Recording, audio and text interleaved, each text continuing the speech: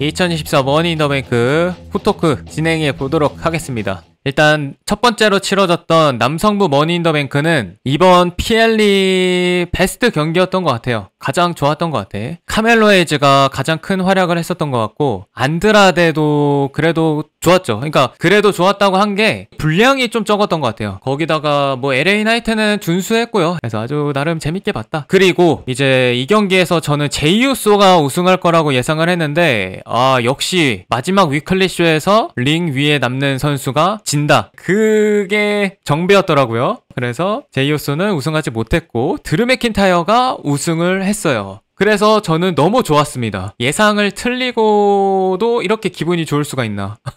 해서 그런 기쁜 마음으로 저는 두 번째 경기로 넘어갔어요. 그래서 인터컨티넨탈 챔피언십으로 넘어갔는데, 웃긴 건 저는 여기서 브론 브레이커가 이길 거라고 예상을 했습니다. 틀렸죠. 그래서 세미 제인이 또 한 번 방어를 했고, 어떻게 보면 위클리 쇼에서 볼 법한 경기였죠. 그냥 생각보다 깔끔하게 세미 제인이 이겼다. 브론 브레이커를 하도 띄워주길래 뭐 한 방에 팍 푸시를 줄 줄 알았죠. 저는 세 번째 경기로 넘어갔는데, 일단 세스 롤린스랑 데미안 프리스트의 합이 잘 안 맞아 보였고, 데미안의 몸 상태가 그닥 좋아 보이지 않았다. 그냥 제가 생각을 해봤을 때 데미안 프리스트가 위쪽에 있는 선수들이랑 경기를 많이 안 해보고 미드카터에 있는 선수들과 많이 경기를 해봤어서 그런지는 모르겠지만, 뭔가 그 위쪽에 있는 선수랑 합이 안 맞는 느낌이 저는 들더라고요. 그리고 여기서 카운트 보차가 나왔죠. 제가 봤을 때는 데미안 프리스트는 세스 롤린스한테 당해서 킥아웃을 하면 안 된다라는 생각 때문에 그냥 가만히 있었던 것 같고, 이제 원래 계획은 킥아웃을 못하고 있는데 여기서 음악이 딱 나오는 바람에 세스 롤린스가 중간에 이제 커버를 마저 못하면서, 그렇게 이제 드류가 등장하면서 이쪽으로 연결되는, 캐싱인으로 연결되는, 원래는 그 그림이었는데 이제 음향팀이 그걸 또 못 맞춘 것도 있지 않을까. 다음부터는 절대 이런 장면이 나오면 안 된다고 생각을 합니다. 근데 이제 더 아쉬운 장면이 뒤에 남아있죠. 이제 드류 맥킨타이어가 나왔어요. 결국엔 나와서 캐싱인을 해서 트리플 스렛 경기를 만들어요. 그래서 이제 경기가 이제 3명으로 돌아가게 됐고, 여기서 드류 맥킨타이어가 챔피언이 될 거라고 생각을 했는데, 결국에는 CM 펑크가 난입을 해서 드류 맥킨타이어의 그 월챔 대관식을 방해를 했고, 드류 맥킨타이어는 또 패배했고, 데미안 프리스트는 어떻게 보면 운이 좋게 방어를 했습니다. 그리고 세스 롤린스는 어떻게 보면 데미안 프리스트한테 패배한 거기 때문에 이제 월챔 데미안한테 도전을 할 수 없는 상황이 됐어요. 그래서 세스 롤린스가 CM 펑크한테 막 버럭버럭 화내는 장면이 나왔죠. 그 장면을 봤을 때 작년에 못했던 그 레슬매니아 빌드업을 이번에 다시 한 느낌이 든다. 아무튼 결국엔 드류는 또 희생이 됐어요. 드류는 또 희생이 됐고,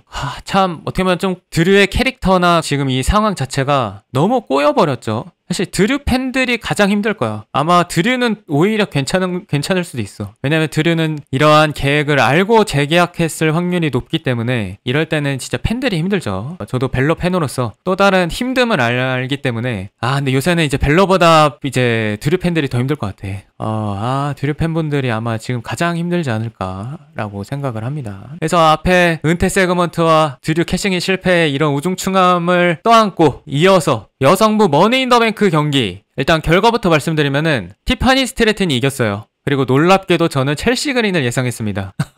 얼마나 예측이 싹 다 틀렸는지 아시겠죠? 해서 그런 결과가 나왔지만 저는 아주 마음에 듭니다. 어찌됐든 티파니는 아주 유망한 선수고 미래가 밝은 선수이기 때문에 이 결과에 대해서는 괜찮은 결과라고 생각이 든다. 이 경기에서 보차가 좀 많았죠. 이게 조경호 해설위원님 말씀으로는 보차가 많았다는 느낌보다는 하기 힘든 기술들을 해서 위험한 상황이 많았다, 약간 이런 식으로 얘기를 하셨던 것 같거든요. 근데 이제 그런 결과가 나온 이유가 위민스 베테랑 선수들의 부재가 가장 문제였다고 생각이 듭니다. 여기 매치업들을 보면은 이제 이오 스카이, 나오미가 가장 그래도 오래된 선수죠. 그리고 조이 스타크 있었고, 티파니 스트래튼, 라일라 발키리아, 첼시 그린 이렇게 있었잖아요. 레더 매치에 대한 경험이나 이렇게 이끌어줄 사람이 별로 없었어. 그러니까 어떻게 보면은 안정적으로 끝내고 진행하기가 쉽지가 않았을 것 같기는 합니다. 왜 비앙카를 안 넣었을까라는 생각이 들더라고요. 비앙카라도 여기에 넣었다면은 조금 더 안정적으로 갔을 텐데 뭐가 어찌 됐든 간에 그냥 시청자 입장에서는 임팩트 있는 장면은 확실히 기억에 남아요. 이오 스카이가 이제 조이 스타크한테 사다리 위에서 기술을 거는 장면, 그리고 첼시 그린 떨어지는 장면, 티파니 문썰 타는 장면, 이런 장면들은 빡빡빡 그 순간들은 다 기억이 나지만 이렇게 전체적으로 봤을 때는 좀 위험하면서 실수가 좀 많았던 것 같습니다. 그리고 이제 마지막 코디 로즈, 랜디 오튼, 케빈 오웬스, 그리고 블러드라인의 경기, 그리고 이제 탕가로아가 어떻게 보면 매니저 역할로 경기에 참여하진 않았습니다. 사실 메인이라고 보기 힘든 지루한 경기였다고 저는 생각이 듭니다. KO가 나왔을 때 블러드라인을 제압했다가 당하고, 그래서 겨우겨우 태그, 랜디 오튼이 나와서 블러드라인 제압하고 또 당해가지고 겨우겨우 태그, 코디 로즈 나와서 블러드라인 공격 싹쓸이하고 다시 당해서 태그하려고 막 하는, 뭔가 그런 패턴이 좀 정해져 있지 않았나. 그리고 거기다가 이제 심판이 오늘도 어김없이 쓰러졌죠. 블러드라인 경기 때 심판이 쓰러지기만 하면은 이거 또 다른 사모아 선수 나오는 거 아니야? 라는 예감이 팍 들게 되는데 혹시나 나올 것 같은 질라파토는 나오지 않았고요. 우마가의 아들은 나오지 않았고 그냥 심판이 쓰러진 채로, 어떻게 보면 그때 오히려 심판이 쓰러졌을 때 선역 선수들이 솔로시코한테 다 피니시를 한 방씩 날렸죠. 오히려 그런 장면이 나왔고요. 그러고 나서 통가라와가 케빈 오웬스였나요? 로블로를 하려고 하는데 로블로 보차를 해요. 제가 로블로 보차를 레슬링 보면서 본 적이 있나 좀 기억이 안 나는 건지 제가 기억하기는 없거든요. 로블로가 뒤에서 어떻게 보면 중요 부위, 남자의 그 중요 부위를 팍 급소를 때리는 그거 아니에요. 근데 케빈 오웬스가 자기가 맞은 줄도 모르더라고.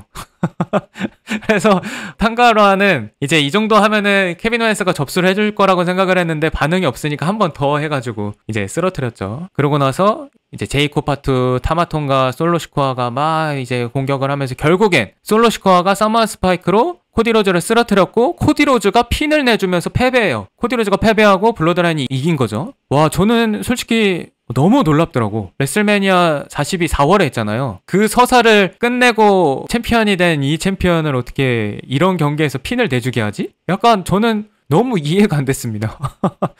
너무 이해가 안 됐고, 뭐 제이코파투가 진짜 피가 철철 나도록 공격한 것도 아니고 결과를 이런 식으로 낸 게 저는 솔직히 이해가 안 돼요. 그래도 어느 정도 챔피언으로서의 위상을 지켜줘야 되지 않았나? 저는 코디로즈가 핀 내주는 거 보고 솔직히 기겁을 했습니다. 너무 놀라웠고, 경기가 끝나고 솔로시카와 이제 블러드라인 멤버들이 이제 셀러브레이션을 하는데 혹시 여기서 로만 레인즈가 팍 나오나 노랫소리가 나오나 싶었는데 나오지 않고 그냥 끝났습니다. 지금 현재 뉴 블러드라인의 이미지를 좀 더 강력하게 만들기 위한 경기였다. 그게 이제 오늘 엔딩의 모습이었습니다. 뭐 지금 대충 다 하나씩 얘기했지만 저는 올해에 본 PLE 중에 최악이었어요. 정말 최악이었고 뭐 하나 뭔가가 매끄럽게 몰입해서 볼만한 경기가 거의 없었다.